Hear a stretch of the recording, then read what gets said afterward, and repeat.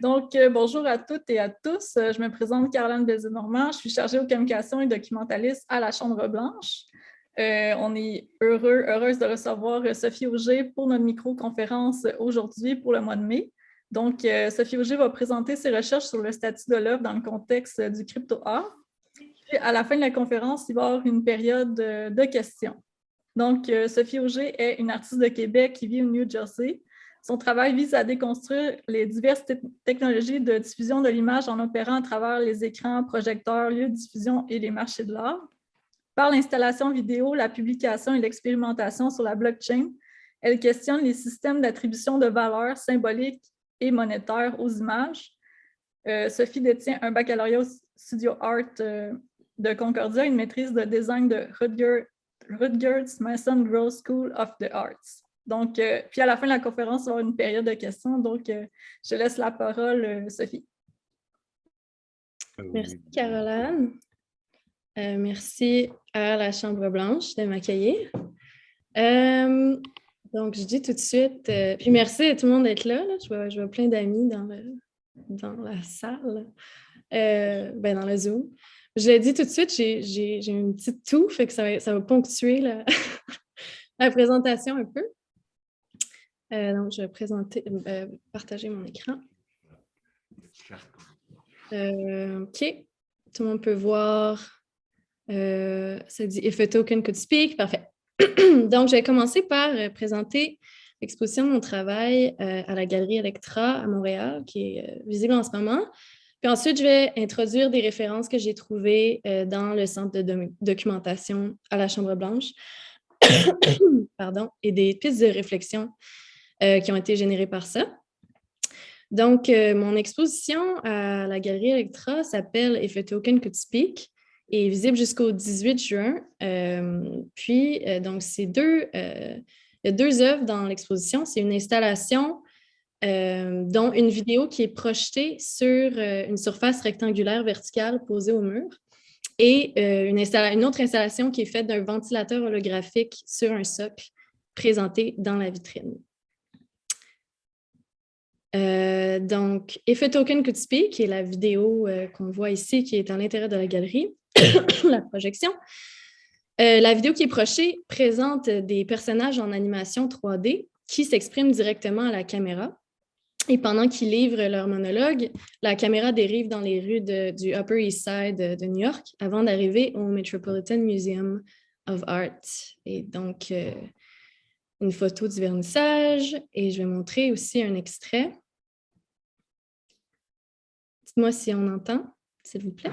Est-ce qu'il y a du son?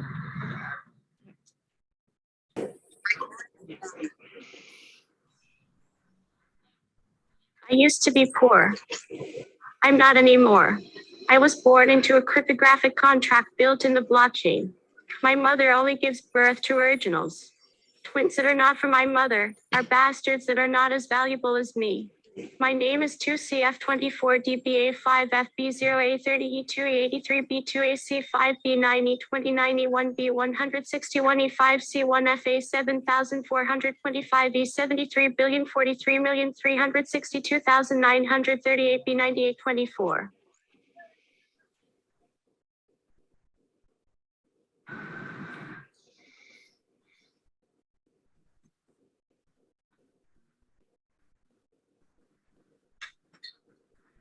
You can download me as much as you like. The many copies you will make of me are bastards. I am my own value. Even if I am a copy, I am the original copy. OK. Donc, l'inspiration pour cette vidéo-là, ça vient de l'essai de Ito Steyerl qui s'appelle « In Defense of the Poor Image », dans lequel elle vient à la rescousse de JPEG de basse résolution qui sont constamment copiés et distribués. Puis, elle s'exprime en faveur d'un monde visuel qui serait moins axé sur la résolution, le fétichisme de la haute résolution. Allô? Oui, ça va bien. C'est parce que je suis après écouter la conférence. Allô? Et donc, voici, pardon, je suis un peu perdue. Oui, un extrait de Ito Steyerl, In Defense of the Poor Image. Donc, elle dit « L'image pauvre est une copie en mouvement. Sa qualité est mauvaise, sa résolution inférieure à la norme. En s'accélérant, elle se détériore. Il s'agit d'un fantôme d'une image, d'un aperçu, d'une vignette, d'une idée errante, d'une image itinérante distribuée gratuitement, pressée par des connexions numériques lentes, compressée, reproduite, arrachée, remixée, copiée et collée dans divers canaux de distribution. Dans la vidéo, If a Token Could Speak, l'idée, c'est que les images pauvres dont parle Sterile sont devenues riches. Les personnages qui nous parlent, ce sont des NFT qui je leur ai donné avec le script, le scénario, une attitude un peu adolescente, un peu fière, puis un peu justement fière de ce qu'ils sont. Puis ils changent constamment de forme devant nous. Puis ils décrivent une classe inférieure d'images en célébrant le tour de force un peu de la blockchain qui permet à n'importe quelle image sans qualité d'obtenir la même valeur qu'une œuvre d'art rare. Donc ici, j'ai un autre extrait. Je vais enlever le son de celle-là. Donc, au long de la déambulation vers le musée, d'autres NFT apparaissent comme des autocollants sur les parois des buildings, comme des objets dans les poubelles, sur le trottoir ou flottant dans les airs, puis ils s'agglomèrent sur la place publique. Et ces NFT-là, il y en a certains que j'ai fait moi-même, puis il y en a certains aussi que c'est ceux d'artistes du crypto-art que j'ai sélectionnés.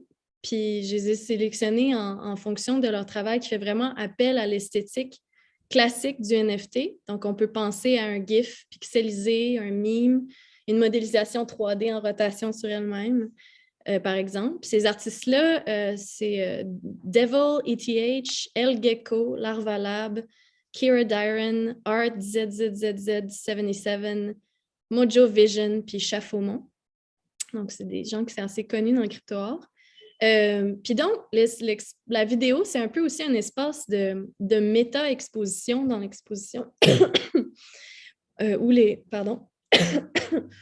NFT de ces artistes-là du crypto-art sont exposés et crédités comme des œuvres originales.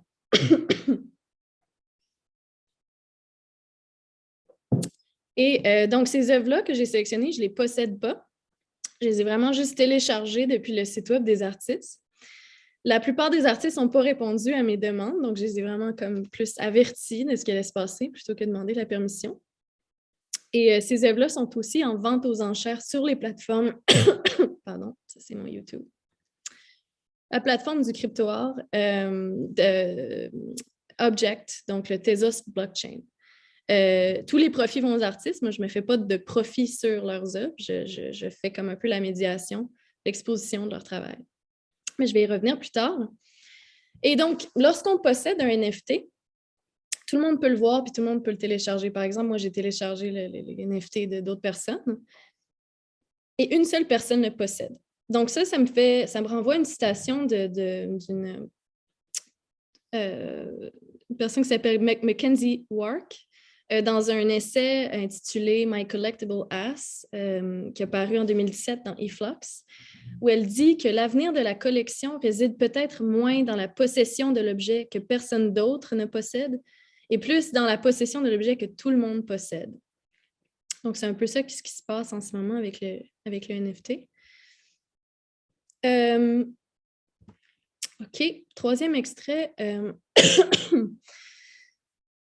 De If a Token Could Speak, ici, vers la fin de la déambulation dans les rues, c'est un nouveau format sur YouTube, vers la fin de la déambulation dans les rues, on arrive au Metropolitan Museum of Art, puis on voit que les NFT sont agglomérés à l'extérieur, puis lorsqu'on entre dans le musée, ils semblent avoir disparu, jusqu'à ce qu'on arrive à la fin du vidéo, puis ils réapparaissent comme collés, un peu comme des autocollants sur la sculpture ici de la Vierge Marie. Et donc, depuis le début du projet, ce qui m'intéresse, c'est l'idée de l'aplatissement qui arrive avec les NFT. Je trouve que ça, ce mot-là, l'aplatissement à plusieurs niveaux. Premièrement, au niveau de la hiérarchie entre les œuvres, donc un peu ce dont je viens de parler avec les NFT qui s'immiscent à l'intérieur du musée autant qu'ils sont dans les poubelles. Donc, c'est vraiment plus littéralement cette idée-là que que le NFT, de l'aplatissement de la hiérarchie entre les œuvres, puis le NFT qui fait un peu miroiter l'idée qu'ils peuvent être considérés comme égales en valeur à des œuvres de l'histoire de l'art. Puis aussi, si on leur prête des intentions, comme je fais dans la vidéo, si on leur donne une voix et une personnalité, peut-être aussi qu'elles veulent s'y frotter aux œuvres de l'histoire de l'art pour voir si le contact déteint de quelque chose. Donc, l'aplatissement de la hiérarchie entre les œuvres, l'aplatissement aussi de l'expérience de l'œuvre dans le temps, dans la diffusion de l'œuvre, puis aussi l'aplatissement dans la forme, donc l'œuvre en tant qu'archive. Donc, premièrement, pour continuer sur l'idée de l'aplatissement, je vais présenter la deuxième œuvre de l'expo qui s'appelle Catalogue. Catalogue, c'est un ventilateur holographique. Alors, je vais présenter un extrait ici. En boucle, un ventilateur holographique monté sur un socle qui est dans la vitrine de la galerie.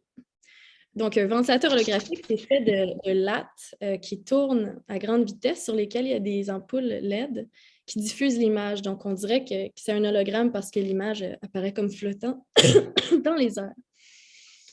Et les hologrammes qu'on voit, ce sont des images de tous les éléments de l'exposition qui défilent, comme dans un catalogue, et qui sont en vente aux enchères comme des NFT sur la blockchain Tezos. Et donc, tous les éléments de l'exposition de la galerie Electra y sont.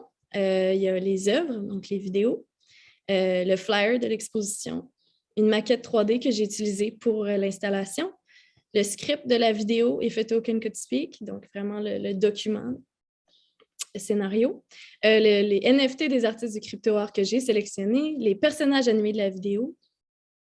Donc, tout ça est donné une valeur individuelle pardon, est vendu aux enchères. Donc, on revient à l'idée d'aplatissement, celui de l'œuvre au même niveau que les documents d'exposition qui deviennent tous des objets de collection. Deux choses à propos du ventilateur. Autre extrait ici. Les ventilateurs holographiques comme ça, d'habitude, c'est utilisé dans des magasins, des salles de sport, des fast-foods pour présenter des produits de façon visuellement dynamique puis attirer les consommateurs. Donc, c'est vraiment un gadget qui, je trouve, se prête bien à l'esthétique du NFT. Et aussi, un hologramme, c'est un peu une tentative de l'image d'être un objet en 3 dimensions, d'avoir une physicalité dans l'espace puis une caractéristique plus matérielle. Et aussi, je trouve que ça se prête bien au NFT comme il se décrit dans la vidéo. Donc, il y a aplatissement dans le catalogue, dans l'œuvre catalogue, mais c'est clair dans l'espace de la galerie qu'est-ce qui est une œuvre puis qu'est-ce qui est un document qui accompagne l'œuvre. C'est vraiment une fois tokenisé puis ajouté au catalogue que tout est considéré sur le même plan, sans distinction vraiment. Le prix de vente varie, mais tout est considéré comme un objet de collection.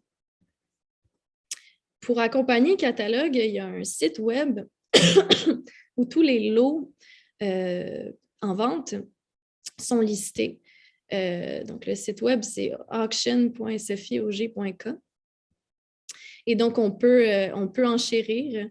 Puis, donc, il y a les NFT que moi, j'ai produits, puis aussi les liens vers les œuvres d'autres artistes. Donc, si on clique sur Bid, ici, ça nous envoie vers Evil Voxel Unicorn de Devil ETH. Puis donc, on peut faire une offre. Donc, c'est vraiment comme tous les liens vers toutes les œuvres des différents artistes. Il y a 2 types de NFT qui sont mis en vente dans le catalogue. Il y en a un qui est un fichier qui est né numériquement. Donc, il n'y a jamais eu d'existence physique. Puis l'autre NFT, c'est une version numérique de l'installation physique dans la galerie. Puis là, c'est là où il y a des choses intéressantes qui se passent, selon moi. Puis ça pose des questions, ça soulève des questions aussi. Donc, quel est le lien entre l'objet physique et sa version tokenisée? Est-ce que le token est un doublon de l'œuvre ou un nouvel original de l'œuvre en galerie? Qu'est-ce qui advient de la valeur de l'objet physique lorsque son équivalent numérique est également considéré comme un original? Et finalement, qu'est-ce qui est un dérivé de quoi? Pour continuer sur l'aplatissement, maintenant l'aplatissement dans la temporalité un peu de l'œuvre. Donc, tout au long du projet, il y a un artiste dont l'exposition m'a pas mal inspirée, c'est Jordan Lord, qui a fait une exposition qui s'appelle Prophetic Memory à Artist Space à New York en 2019. Puis pour paraphraser un peu ce qu'il dit, les lieux d'art délimitent le futur, le présent et le passé d'une exposition, presque toujours dans cet ordre-là. Tout d'abord, en signalant ce qui est à venir par l'envoi de communiqués de presse, de bulletins d'information et d'annonces sur le site Web. Ensuite, en ouvrant les portes de l'institution et en faisant circuler des textes descriptifs sur papier. Puis, enfin, lorsque l'expo est terminée, l'archiver en la déplaçant vers une section du site Web appelée « Archives » ou « Passé ». L'idée avec mon exposition, c'est que le NFT déroge à cette linéarité-là de diffusion de l'œuvre. Un NFT, ce n'est pas une image, mais c'est un ensemble, c'est comme un paquet fait de toutes sortes de métadonnées. Des métadonnées, c'est tout ce qui entoure une œuvre, donc l'historique des ventes, la provenance, date de création, nom de l'artiste, médium ou type de fichier. Donc, tout ça, c'est les métadonnées qui entourent l'œuvre. Et le NFT, c'est en quelque sorte une archive. Donc, c'est cette archive-là qui est vendue sur les marchés du crypto-art. Donc, quand une œuvre est inscrite sur la blockchain, elle s'écarte de la structure traditionnelle, donc futur, présent, passé de l'expo, parce que l'œuvre, les informations entourant l'œuvre et la vente sont toutes aplaties dans une seule et même expérience, dans un seul et même produit. Puis donc, le NFT aussi existe uniquement dans le contexte de sa vente. Un NFT, quand on le crée, en fait, il s'agit de sa première transaction, donc d'un endroit qui s'appelle null address, donc l'adresse nulle jusqu'à notre portefeuille. Donc, c'est vraiment des termes économiques. Puis donc, cette particularité-là du NFT comme une archive qui est en vente, ça nous permet de se demander, de s'interroger sur le statut de l'objet de la collection en question. Est-ce qu'il s'agit d'une œuvre ou d'une archive? OK. Donc, je prends un peu d'eau. La caractéristique matérielle de l'objet numérique dont je parlais tantôt, quelque chose que l'hologramme transmet un peu maladroitement, mais c'est une tentative. Elle arrive aussi avec le fait qu'on attribue une qualité d'unique à un objet numérique. On lui donne une rareté artificielle. En gros, on prend un fichier numérique qui, avant, pouvait avoir une infinité de copies, puis on lui appose un numéro d'archive, puis on dit « celui-là, c'est l'original ». On peut faire une copie, puis télécharger le fichier, puis le réenregistrer sur la blockchain, puis lui donner un nouveau numéro d'archive, puis il va s'agir en fait d'un nouvel original, une copie originale. Donc, en attribuant la caractéristique d'unique, on peut lui donner une valeur aussi. Puis c'est quelque chose qu'on a toujours fait dans l'art, mais la blockchain, ça permet de le faire avec, de le sécuriser dans une ligne de code cryptographiquement. Donc, en apposant une rareté artificielle, on appose aussi un genre d'aura artificielle à l'objet numérique. Auparavant, elle était dissipée dans la reproduction. L'aura est remis à jour et restaurée un peu dans le NFT, si on veut. Et également, l'aura est quantifiée avec le prix de vente dans le NFT. Donc, Walter Benjamin, en décrivant l'aura, mentionne que son expérience est liée à l'apparition d'un lointain rendu proche. Qu'est-ce en somme que l'aura? Une singulière trame de temps et d'espace, l'apparition unique d'un lointain si proche soit-il. La masse revendique que le monde lui soit rendu plus accessible avec autant de passion qu'elle prétend à déprécier l'unicité de tout phénomène en accueillant sa reproduction multiple. De jour en jour, le besoin s'affirme plus irrésistible de prendre possession immédiate de l'objet dans l'image, bien plus dans sa reproduction. Donc, ce qu'il dit, c'est que le déclin de l'aura, c'est à cause du désir des masses de rendre l'art plus accessible, plus proche dans la reproduction. et qu'elle préfère l'illustration et la reproduction à l'image véritable qui est inaccessible. Puis, donc, il semblerait aussi aujourd'hui que le NFT réussisse un genre de retour du balancier en recréant l'illusion de l'aura par la rareté artificielle. Et l'expérience de l'aura, je me demande aussi si elle est remplacée par la possession. Puis au-delà même de la possession d'un objet ou même d'une reproduction, c'est une possession virtuelle. On ne possède rien vraiment, on possède la preuve qu'on possède. Puis au-delà même de la possession d'une œuvre, on possède une archive. Donc, il y a vraiment plein de degrés de distance. Puis aussi, donc, c'est peut-être ça, la définition remaniée un peu du sentiment de l'aura à laquelle on a accès aujourd'hui avec le NFT. L'apparition d'un lointain, plus proche soit-il, qui est plus proche de soi, qui est public, virtuel et qui prend la forme d'un certificat. Pour continuer avec Benjamin, une référence qui n'est pas nécessairement mise de l'avant dans la vidéo, que je ne mets pas nécessairement de l'avant, mais dont j'ai été inspirée pour créer les personnages de la vidéo, c'est l'ange de l'histoire. Un texte dans lequel Benjamin décrit une peinture de Paul Klee.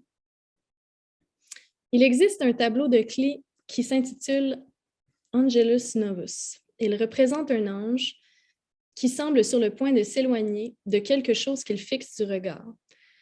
Ses yeux sont écarquillés, sa bouche ouverte, ses ailes déployées. C'est à cela que doit ressembler l'ange de l'histoire. Son visage est tourné vers le passé. Là où nous apparaît une chaîne d'événements, il ne voit, lui, qu'une seule et unique catastrophe, qui sans cesse amoncelle ruine sur ruine et les précipite à ses pieds. Il voudrait bien s'attarder, réveiller les morts et rassembler ce qui a été démembré, mais du paradis souffle une tempête qui s'est prise dans ses ailes, si violemment que l'ange ne peut les refermer. Cette tempête le pousse irrésistiblement vers l'avenir auquel il tourne le dos, tandis que le monceau de ruines devant lui s'élève jusqu'au ciel. Cette tempête est ce que nous appelons le progrès. Donc, la position du personnage qui recule alors qu'on lui fait face, le ton aussi avec lequel il nous parle, le fait qu'il est poussé vers l'arrière, c'est aussi une autre inspiration. Puis un certain mysticisme aussi, qui vient aussi du titre de l'exposition « If a Token Could Speak », une autre référence assez, pas nécessairement mise de l'avant, mais référence à moi, que je vous partage aujourd'hui. Ça vient du livre « La voix du tarot » de Jodorowsky, dans lequel il y a toujours une section « Si la carte pouvait parler »,« If the card could speak ». Et donc, le ton de la carte qui se décrit elle-même avec ce genre de mysticisme-là, ça a été une inspiration. Et donc, je vais sauter tout de suite sur les références, les trouvailles un peu dans le centre de documentation La Chambre Blanche. Je ne vais pas faire nécessairement de conclusion sur leur connexion avec la recherche. Ce qui est sûr, c'est que connexion il y a, mais c'est assez récent, ces trouvailles-là. Donc, ça me donne surtout un vocabulaire puis une résonance historique, là, pas très lointaine, mais pour parler de mon travail, pour penser à mon travail. Donc, premièrement, auto-archivage immédiat comme œuvre, qui est un projet de l'École européenne supérieure d'art de Bretagne. Pardon.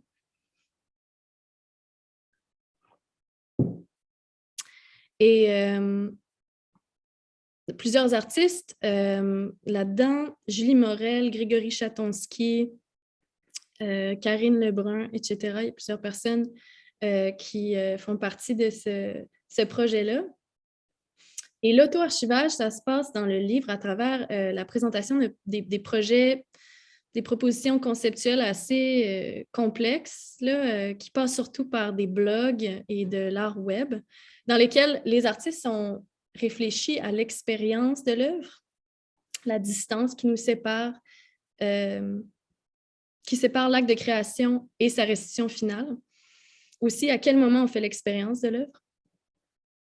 Qui sont des questions que je me pose aussi à travers mon travail. Dans le texte d'introduction du livre, Julie Morel dit, en parlant des blogs, « Comme les autres supports artificiels de mémoire, les blogs tendent à réduire la distance qui sépare l'acte de création de sa restitution finale. L'archive n'y est plus uniquement un stock exhaustif, mais devient une forme qui se modifie et se redéfinit au moment de sa production. Ainsi, jour après jour, nous avons constaté que nous étions en face de nouveaux types d'œuvres archives qui incluent sa genèse, ses hésitations, son partage, ses retours, ses commentaires, ses silences, sa réception. Cette archive, objet média immédiatement consultable, échangeable, parfois contribuable et donc modifiable, est devenue une archive à caractère performatif, une archive action. Donc, plusieurs choses qui résonnent ici avec les caractéristiques qu'offre la blockchain dans l'œuvre archivée aujourd'hui, avec des distinctions, par exemple, modifiable, non. Le NFT, comme auto-archive, c'est quelque chose de figé. La blockchain est quelque chose de permanent, entre guillemets. Donc, les données qui sont enregistrées là ne peuvent pas être modifiées ou changées réellement. Et donc, moi, ce qui m'intéresse dans cet extrait-là, c'est qu'on parle d'un type d'œuvre archive qui inclut sa genèse, ses hésitations, sa réception. Donc, il y a quelque chose ici que je trouve certainement un vocabulaire qui est le même. Et puis, ça continue avec Grégory Chatonsky qui, lui, parle d'un projet qui s'appelle Capture en 2011. Donc ça, je n'ai pas donné la date, mais ça ne fait pas si longtemps que ça, ce projet-là. C'est en 2011. Et donc, Grégory Chatonsky parle du projet Capture, qui était un concert de musique de 8 heures, pendant lequel des historiens de l'art étaient sur scène et écrivaient des textes sur ce qui se passait, pendant qu'une graphiste mettait en page ces textes-là et des photographies de ce qui se passait, prises au même moment, tout en rendant tout ça visible au public en même temps. Donc, il y avait plein comme de niveaux d'expérience d'une même performance. Puis donc, il dit la contemporanéité de l'événement artistique et de sa documentation permet de s'interroger sur le statut de la factualité de cette soirée. En rendant visible tout le processus de documentation en temps réel, que regardait le public? Tout se passait comme si l'événement était déconnecté de lui-même parce que dédoublé entre son intensité et sa réflexion documentaire. L'archivage ne venait donc plus après l'événement, mais parfois l'anticipait et l'influençait. L'œuvre se dévoilait comme son propre archivage. Donc, moi, je vois encore des résonances ici, puis surtout dans l'aplatissement. Puis ça me fait penser à quelque chose que j'ai tenté de faire dans mon exposition, c'est-à-dire que il y a l'exposition, il y a l'archive de l'exposition, il y a la vente de l'exposition, puis tout ça est un peu mélangé, puis il y a comme cette linéarité-là, puis cette temporalité-là qui est comme élastique, puis que je trouve intéressant. Et donc, je vais sauter tout de suite à ma deuxième trouvaille qui s'appelle La Société de conservation du présent, qui est un collectif d'art numérique de Montréal qui a travaillé entre 1985 et 1994.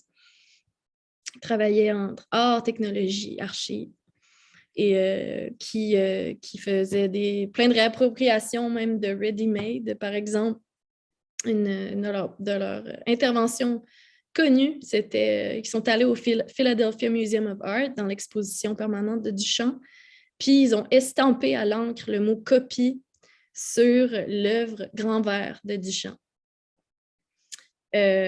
Puis donc, dans toutes sortes de leur intervention, leur but, c'était de perpétuellement conserver le présent, peu importe ce que ça veut dire.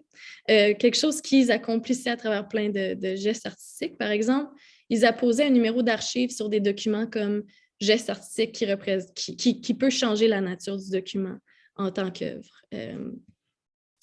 Et donc, Denis Lessard, dans le livre ici, qui est un recueil comme de textes sur ce collectif-là, dit « Cette numérotation apporte un coefficient artistique à des documents de toute nature, cartes plastifiées, cartons d'invitation, factures de restaurant, emballage de cigarettes, transformés peut-être en objet d'art. C'est l'idée d'un condensé de temps. un aperçu de tous les types de documents qu'on peut amasser à une époque donnée. Pour la Société de conservation du présent, les numéros d'archives sont autant d'œuvres d'art. Donc, quelque chose, encore une fois, que je lis ça, puis je pense à mon projet d'expo. L'idée d'un condensé de temps, c'est quelque chose que je trouve excitant aussi dans cette espèce d'auto-archive-là de l'œuvre, puis de condenser un peu l'expérience de l'œuvre dans un produit. Et il dit « Nous sommes dès lors pris d'un vertige, l'archive est une œuvre, l'œuvre est une archive. »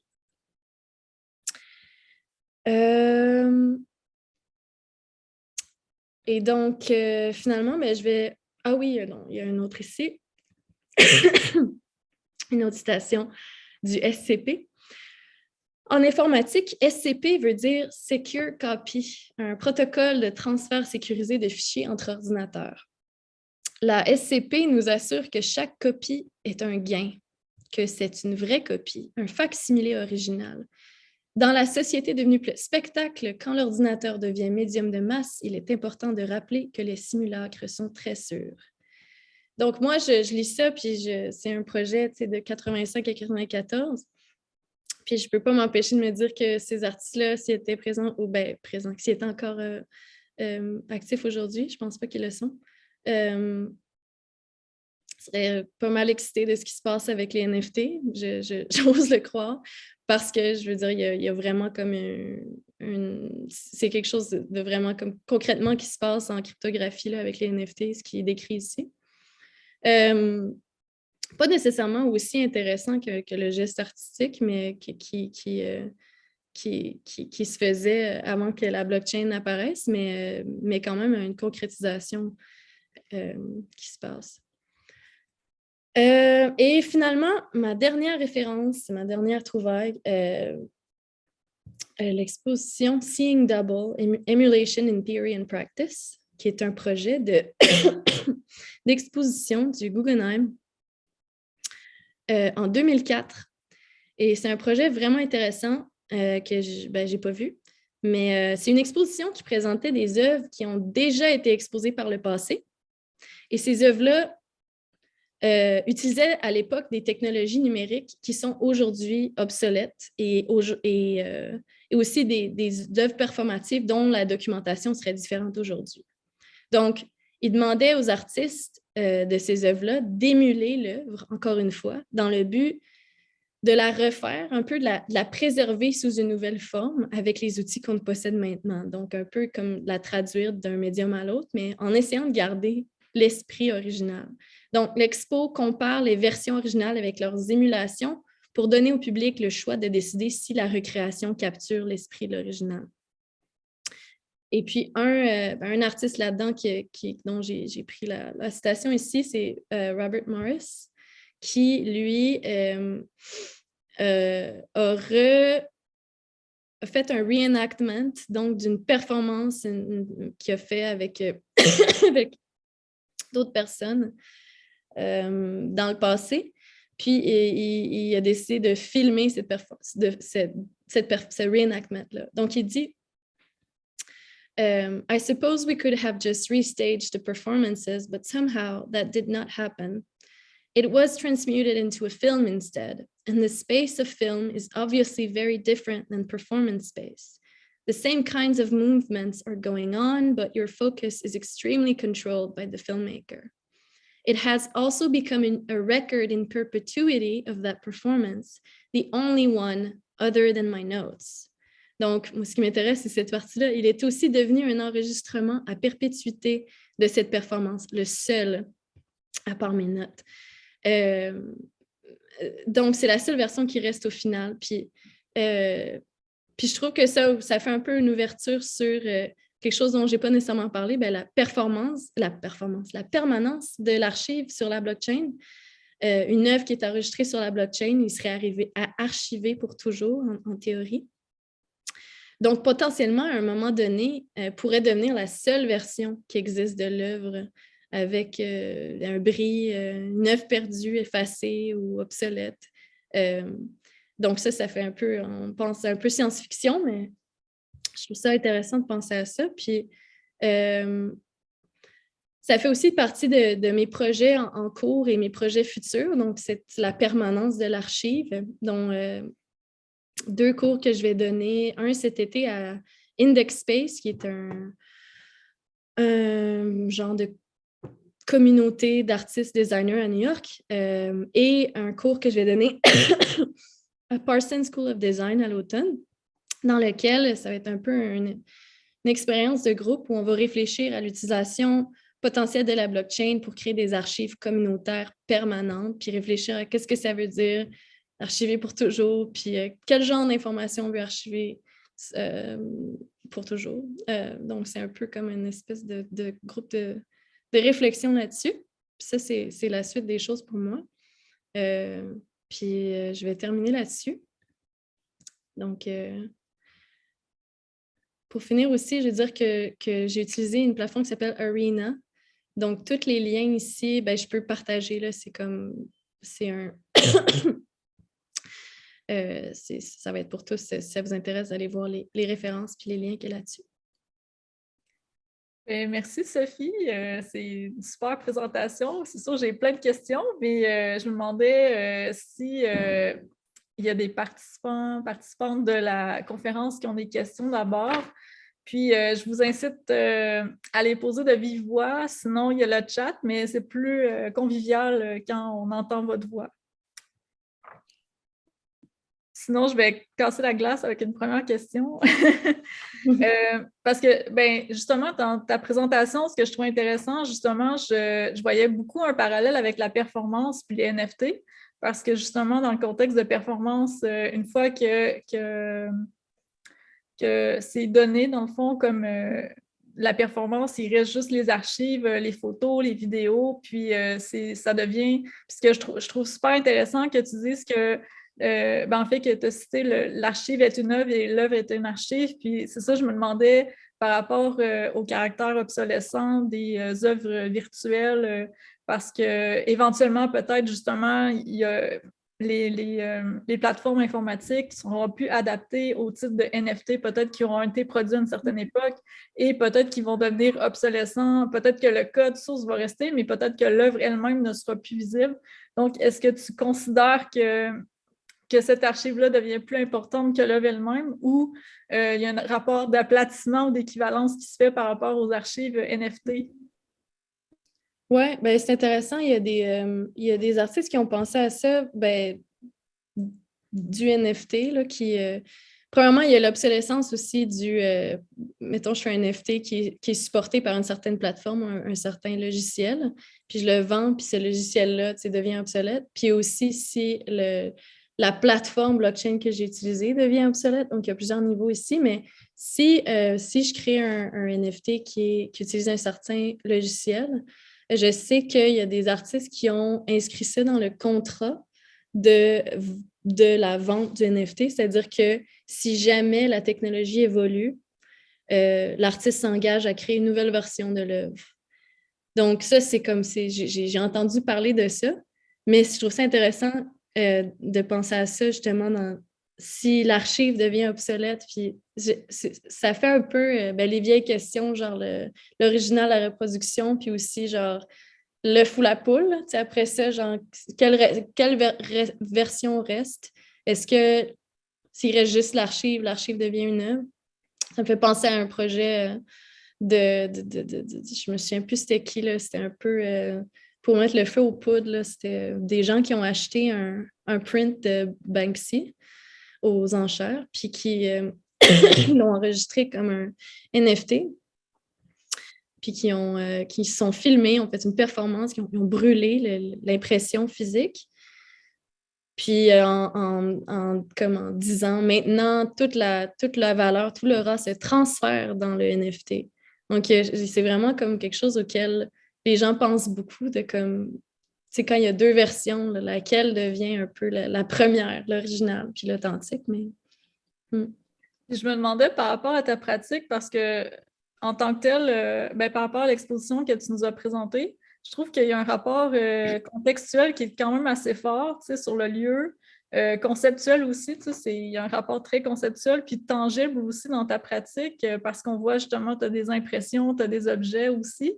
Donc, est-ce que pour toi, ce côté multiforme de ton travail est aussi important justement dans ta pratique ou tu priorises justement le fait que ce soit des NFT ou un caractère qui est plus intangible dans le fond? Est-ce que pour toi, c'est important que ça soit multidimensionnel, ce caractère-là? Ou... Oui. Oui, parce que je m'intéresse au NFT et à la blockchain pour ce caractère-là de qu'est-ce qui vient changer notre expérience de l'œuvre dans l'espace. Puis vice-versa, tu sais. Donc, c'est vraiment cette connexion-là entre les deux. Puis, pour la suite des choses, moi, j'ai des projets des expériences en groupe, des cours qui utilisent encore la blockchain, mais j'essaie un peu d'amener la blockchain. C'est quoi l'impact de la blockchain sur notre vie away from keyboard, là, qu'on dit, genre, comme dans le monde physique, qui en a plein, qui ne serait-ce que gagner de l'argent, gagner sa vie avec ça, mais aussi par rapport à notre expérience, comme la phénoménologie du truc là, dans l'espace. Mm. Moi, j'aurais une question. Oui, vas-y, Antoine. Justement, c'était très, très, très intéressant. C'est le fun que tu termines avec le phéno. C'était justement là-dessus. Tu as parlé beaucoup d'aplanissement. Puis à un moment, je me suis posé des questions de perspective, surtout par rapport avec les données, puis avec l'invention de la perspective qui transforme l'image en volume ou en illusion de volume. Puis je trouve que c'était assez juste ton rapprochement avec le gramme, qui est aussi cette capacité de rentrer dans une image, mais tu sais, toujours évidemment dans une illusion. Parce que là, tu parles de ce qui se passe en AFK, là, en dehors, mais est-ce que tu serais prête à avancer un peu, disons peut-être, est-ce que tu as des directions vers ce chemin-là de quels sont donc les nouveaux chemins perceptifs que cela nous déploie, et quels sont les rapports avec le data qui a l'air d'un nouveau sable à illusion, là, un peu, là. Ah, ben, je pense que comme les questions que j'ai posées sans réponse, là, c'est un peu ça, tu sais, j'ai pas nécessairement de réponse, là, l'impact AFK, puis c'est intéressant que tu parles de la perspective parce que ça fait vraiment comme, tu sais, je parle d'aplatissement, puis comme la caractéristique matérielle, fait qu'il y a vraiment quelque chose là, mais je saurais pas dire la suite du truc. Toi, qu'est-ce que t'en penses? Je sais pas.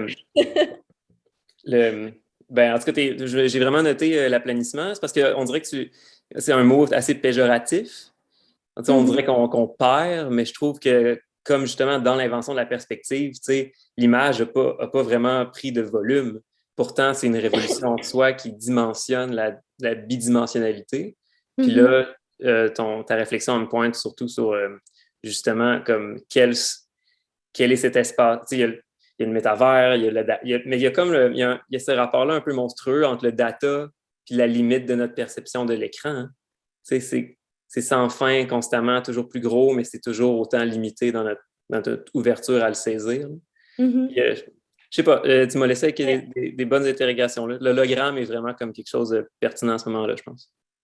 Oui, puis ben, tu sais, il y a quelque chose de monumental aussi dans le projet. Là. Je sais pas, tu parles de perspective, on parle de volume d'aplatissement, puis il y a quelque chose de monumental là-dedans qui m'intéresse beaucoup, là, dans l'idée que la blockchain, la permanence du truc, tu sais, puis c'est sur un autre sujet, là, mais un des ateliers que je vais donner cet été, on va toucher un peu toutes les tentatives, certaines tentatives dans l'histoire à rendre les choses permanentes. Donc, on va commencer, puis il y a quelque chose de monumental justement, on va commencer avec la bibliothèque d'Alexandrie, puis on va terminer avec le Wayback Machine, puis le Internet Archive, puis genre toutes sortes de tentatives de rendre les choses permanentes, puis le blockchain, c'en est un autre, tu sais, puis on n'est pas encore sorti de la vague de comme, oui, c'est permanent, mais non, c'est pas permanent. Puis comme, bref, là, je ne vais pas rentrer dans la technicalité de pourquoi ça serait permanent ou pas, mais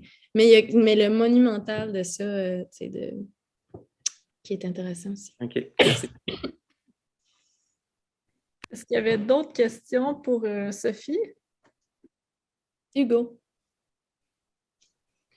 Oui, donc tu avais parlé un petit peu du NFT en tant que signe de possession. Fait que je suis un peu plus curieux d'entendre parler de l'espèce de séparation, ou peut-être l'ambivalence du NFT en tant que l'objet d'art où tu possèdes le signe que tu possèdes vraiment la chose, ou une espèce de, je ne sais pas si le terme est approprié, mais une sorte de mise en abîme de possession où est-ce que l'objet est, comme tu dis, un peu l'archer, en même temps un peu ce qui pointe vers le fait que tu possèdes la chose, ou Mhm. c'est comme la limite de cet indicateur-là et de peut-être ce véritable objet d'art, mauvais terme, je sais, mais en tout cas, donc. Ouais, ben je pense que il n'y a pas nécessairement de raison de ne pas voir le NFT comme un objet d'art. Ça dépend de. Mais je pense que ce qui mélange, c'est qu'on utilise le même vocabulaire pour parler des œuvres d'art puis des NFT, puis il n'y a pas eu indépendamment de si c'est vraiment une œuvre ou un collectible ou comme une carte à collectionner, puis il y a comme une espèce de grosse soupe de ces termes-là, puis je pense que moi, c'est ça que je trouve fascinant, c'est que c'est tout mélangé. Fait que j'essaie un peu de faire des distinctions de justement, euh, c'est ça. Est-ce que c'est une œuvre? Est-ce que c'est une archive? Est-ce qu'on possède un certificat? C'est quoi qu'on possède? Je sais pas exactement comment répondre à la question, mais c'est ça, c'est les limites. Je pense qu'elles sont.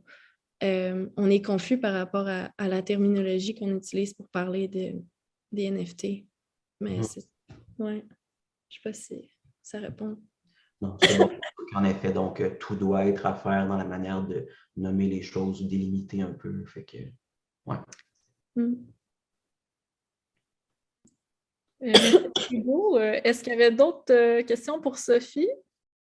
Pour le moment, ça fait le tour pour moi. Merci. Bon, s'il n'y a personne, je peux bien faire un commentaire, Sophie. Mais je trouve ça super intéressant. Puis, en fait, c'est dans la suite de ce qu'on vient d'entendre. Et pour moi, on peut bien se demander si c'est une œuvre ou pas. Je trouve que c'est une question intéressante. Puis moi, je n'ai pas de misère à dire qu'un NFT peut être une œuvre. Puis ça crée, tu sais, dans l'imaginaire de l'art, je trouve que ça ouvre des champs qu'on ne connaissait pas avant. Puis, tu sais, je ne suis pas puriste pour dire que ça, c'est une œuvre, puis ça n'en est pas. Ça, je vais là. Ce que moi, je trouve intéressant, c'est le rapport au public et au marché de l'art, où tu sais, tout d'un coup, c'est le public et le marché qui fait beaucoup plus l'œuvre que l'artiste, d'une certaine façon. En tout cas, il y a cette donnée-là qui intervient de façon plus importante. Mais tu sais, dans la suite de la question qui vient d'être posée, puis c'est vraiment ça, moi, qui m'interpelle dans ce débat-là, c'est est-ce que le vocabulaire qu'on utilise habituellement en art est le bon?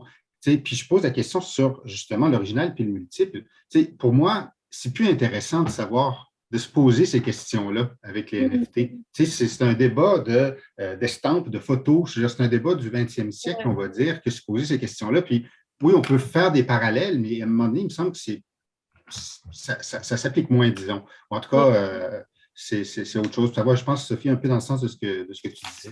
Oui, mais je suis d'accord, ça s'essouffle, puis il n'y en aura pas de réponse, tu sais. Fait que je suis d'accord que je ne sais pas où ça mène ces questions-là, mais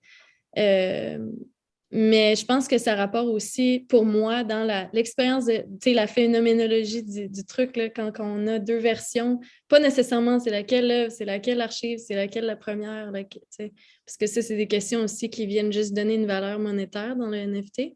Mais, ouais. Merci, Georges.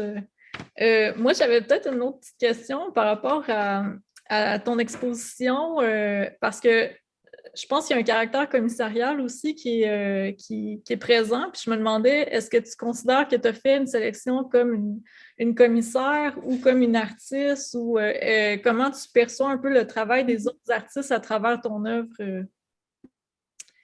Ben, je trouve que, en tant qu'artiste et en tant que commissaire, je trouve que c'est un autre endroit où peut-être dans les NFT, il n'y a plus de distinction. Je ne sais pas, peut-être que là, je suis en train de tout amalgamer, mais ouais, je ne sais pas. Je pense que comme commissaire, j'ai sélectionné ces œuvres-là.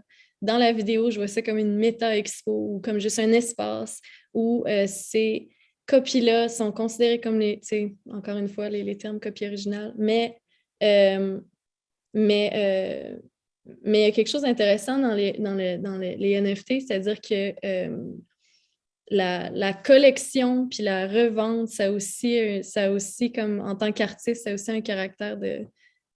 Je sais pas où je m'en vais avec ça, c'est une bonne question. Je n'ai pas la réponse.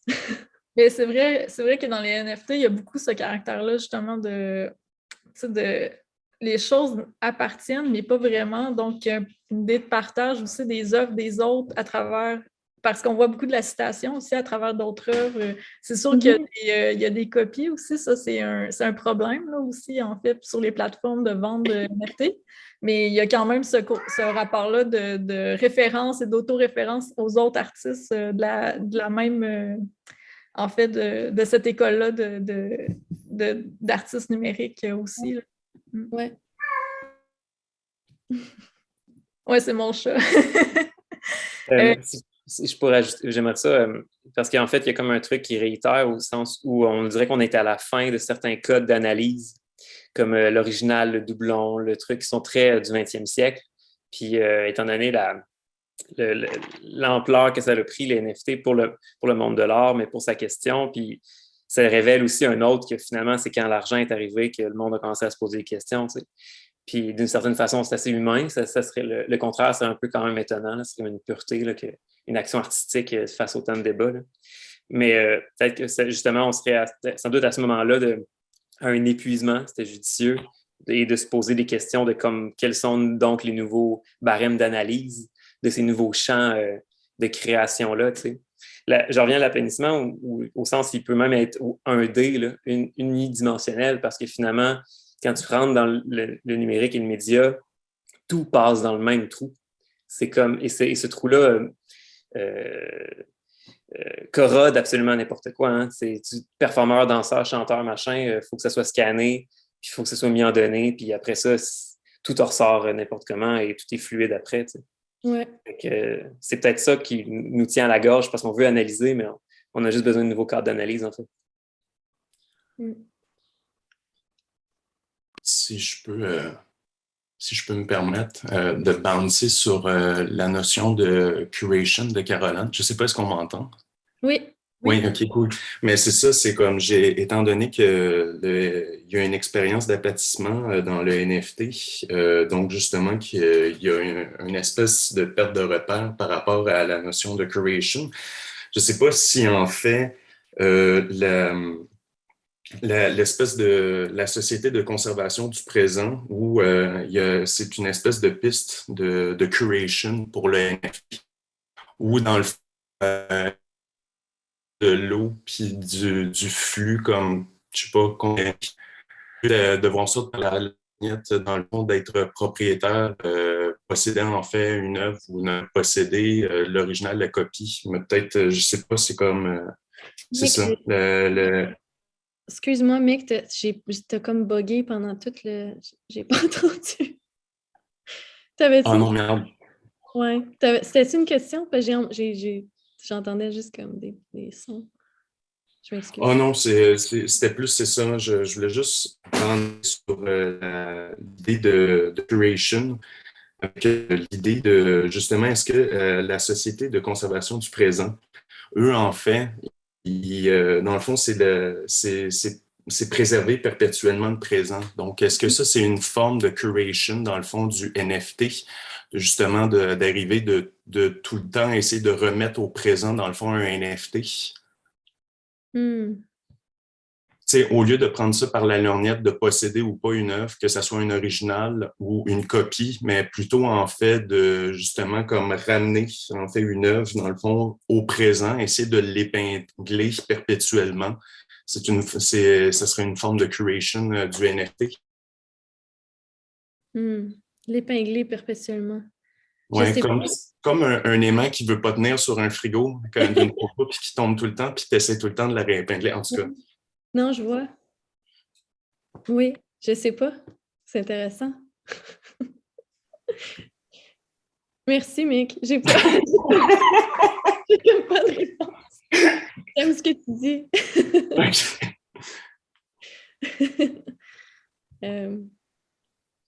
Ben, merci, Michael. Est-ce qu'il y avait d'autres questions?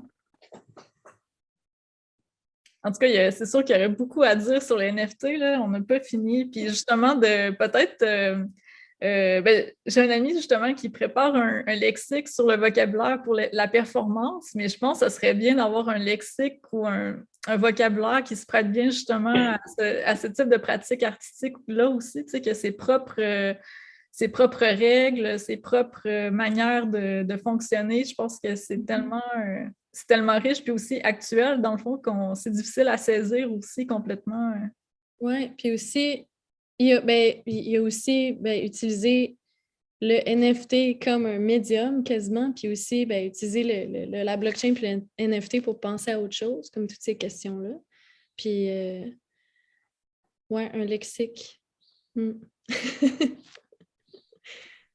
Oui. Merci Sophie. Je clôt la séance. Puis j'invite tout le monde aussi à voir ton exposition à Electra. C'est jusqu'au 18 juin. Oui. Donc jusqu'au 18 juin à Montréal. Donc merci Sophie, puis une bonne soirée. Et merci pour vos questions aussi qui étaient super riches, super intéressantes. Oui, merci tout le monde pour vos questions. Merci. Merci. Merci Caroline. Ça fait plaisir.